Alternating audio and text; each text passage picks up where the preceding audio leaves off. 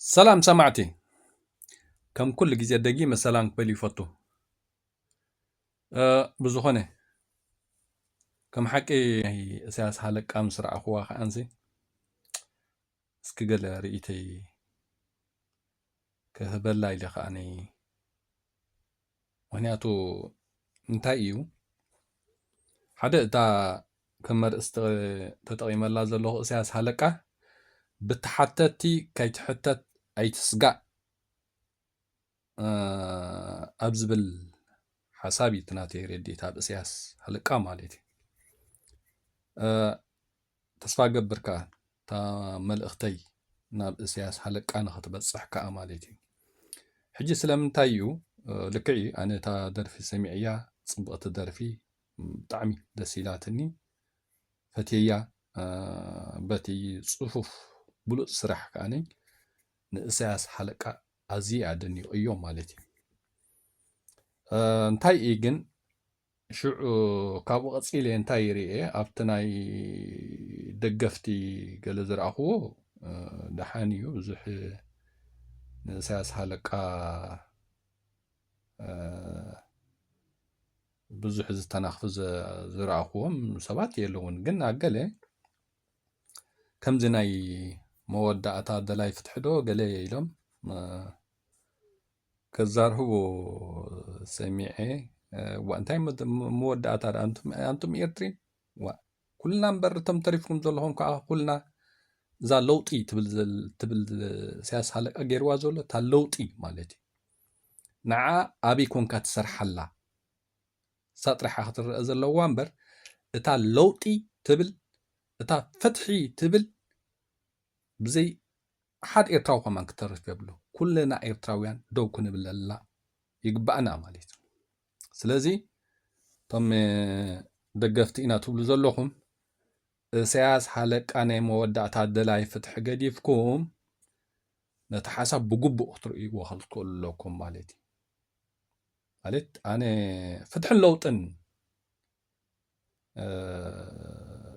تا كل جزي أنا زبهقا ويدما بخميع عينة هقباب كسرح حلو اللو نايس إيرتراويان سن فتح اللوطن سي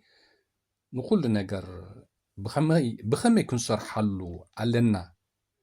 بخمزه كن سرحو علنا إلى كل جزي بلبي سايز قبرو أبزا كيلب ويدما أبزا درفناي اساس دبساي بملا أب أرخيبا بزي قدولو مالتي بزي قدولو والحانت قدولو زي بالله تا درفي نبحكي تحقيسي تدني قدس سيلنا حدقاقي مسامي أيام مالتي سلازي باتي صفوف بوصل سرح خايو اساس حلقة تنكيو نتي كم عين السرحة قصلو خبلو يدلن اساس حلقة اجي انتاي يجن ابتناي دقفتي ولا حنتي انا حما اي سمعهن اقل سبات تا قدم زبالكوا ناي مودع تادلاي فتحي قلت قل سبات رئي اللهم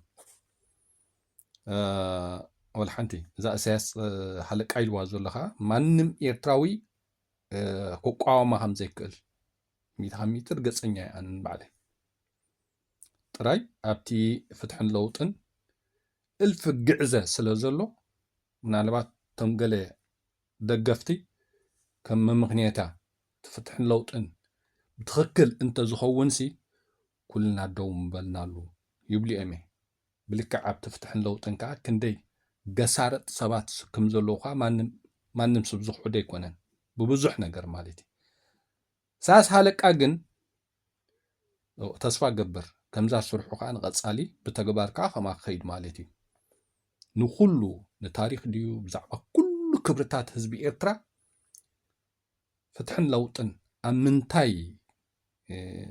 استسرته خوون اللوغو بصفف زبالي بزا كليبنا بزا درفن أغريبو طعمي صبوق سراح مالتي بزغونا قن هجا أبتم ناي دنبة عوامي هجا أنا عند مزاربي هجا مالتي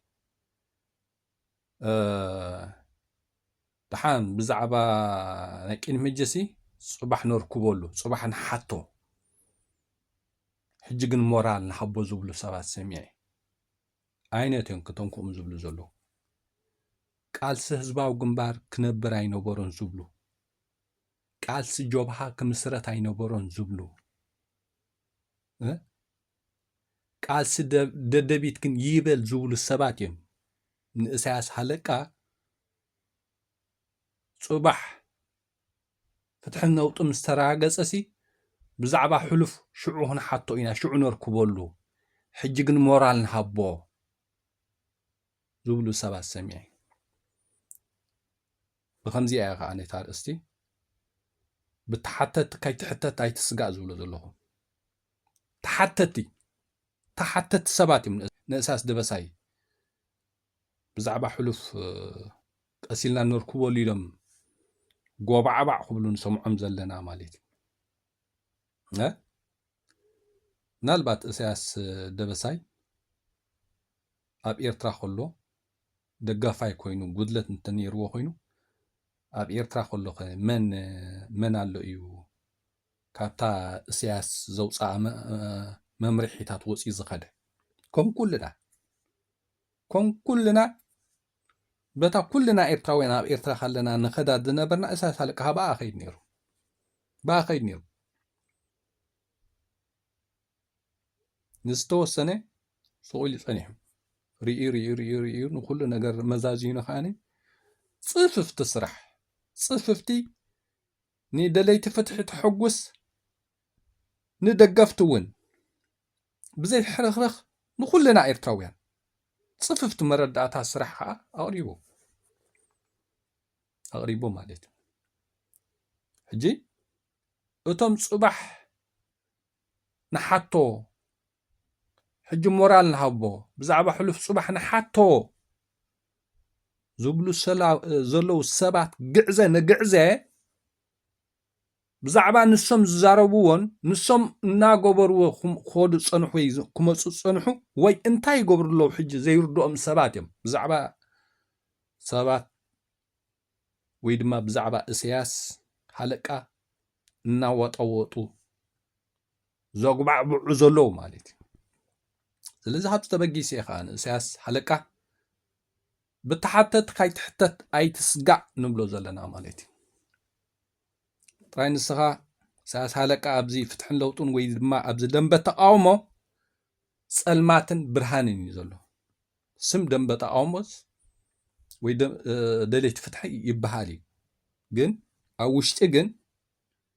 ፀልማትን ብርሃን እዩ ጅንስኻ ናብታ ፀልማት ድኻ ትኸይድ ኣብታ ፍትሕን ለውጥን ናብቶም ፀልማት ድኻ ትከይድ ናብቶም ብርሃን ከምዛ ኣብ ስራሕካ ኣቕሪብካያ ዘለኻ ሶም ከምዛ ኣብ ስራሕካ ኣቕሪብካያ ዘለኻ ንሳ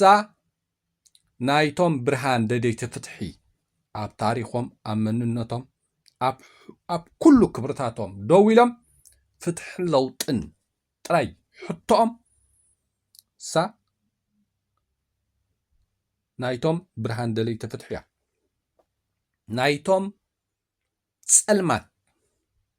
ብስምካ ደለይቲ ፍትሒ ዝፅውዑ ከዓኒ በቃ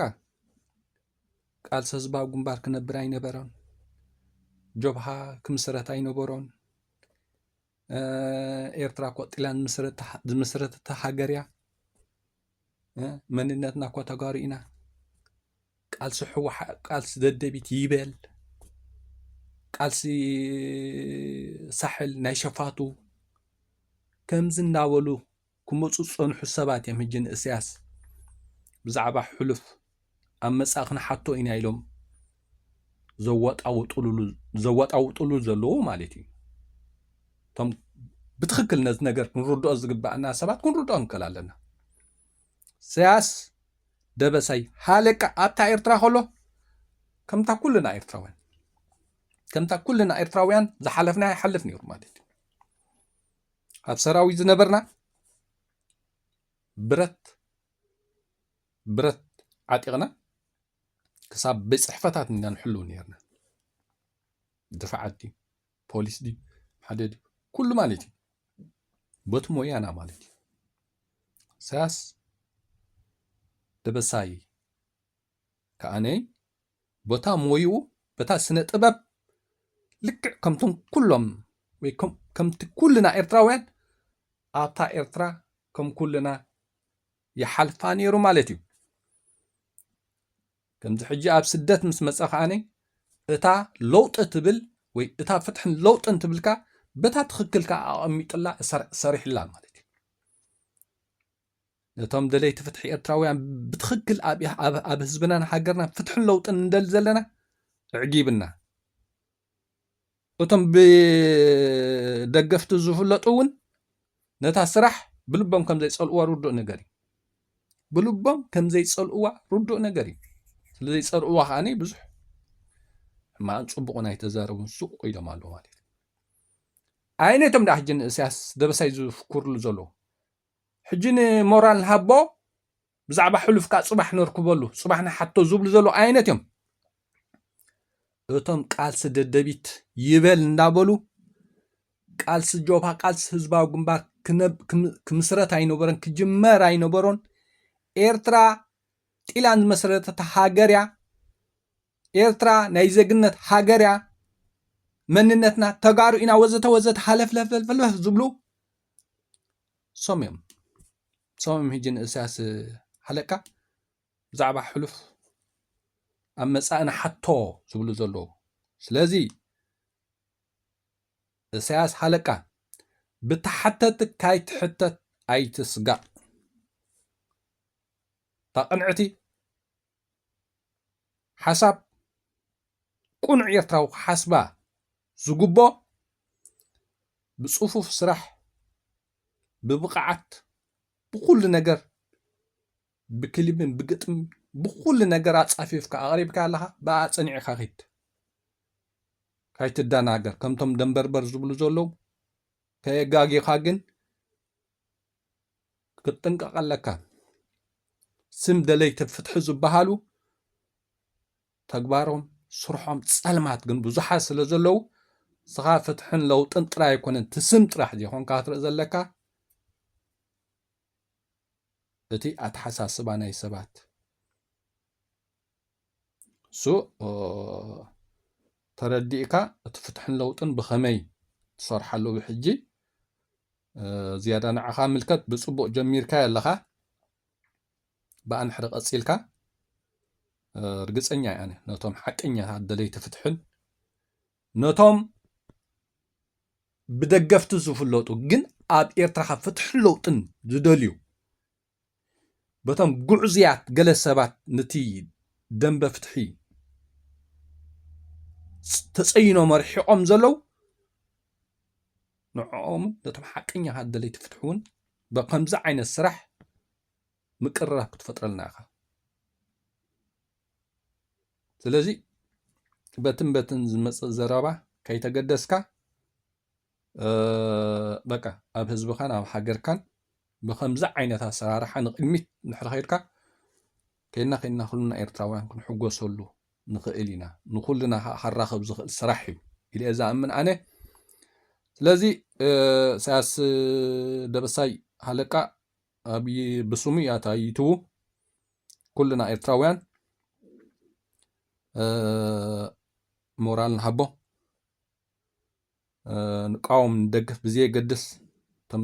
ብደገፍቲ ትፍለጡ ኤርትራውያን ኣሕዋተይ እውን እወ ድሓን ይርዳእና እንዲ ኩሉ ኣብቲ ደንበ ፍትሒ ብዙሕ ኣፅሊኡኩም ገለገለ ብዙሓት ንፈልጠኩም ሰባት ኣለኹም ግን ከምዚ ዓይነት ንኩልና ከርብሕ ዝኽእል ዜርና ኤርትራውያን ነቲ ሓቂ ኩልና ደው እንተይልናልና ኢና ኩልና ክንድሕን ንኽእል ኩልና ክንዕወት ንኽእል ህዝብና እውን ኣብ ዝለዓለ ደረጃ ክርከብ ንድሕሪ ኮይኑ ሃገርና ከዓኒ ብኩሉ ነገር ማዕቢላ በፅሊጋ ከም ኤርትራውያን ኣብ ሃገርና ብሰላም ክንነብረሉ ንኽእል ግዜን ሃዋሁን ክንበፅሕ እንድሕር ኮይና ኩልና ኤርትራውያን ብኩሉ ክብርታትና የማን ፀጋም ከይበልና ኣብታ ፍትሕን ለውጥን ግን ኩልና ኤርትራውያን ደው ክንብለላ እንድሕር ክኢልና ተረብሓ ረብሓ ኩልና ስለዚ እዚኣ ተረዲእና ኢሳያስ ሃለቃ ከዓኒ ነዛ ስራሕ ብኤርትራውያን በቃ ብኤርትራውያን ሕሉፍ ቃልስታት ድዩ ብሕጂ ከም ኤርትራውያን ድዩ ንኩሉ ነገር ኣገናዚቡ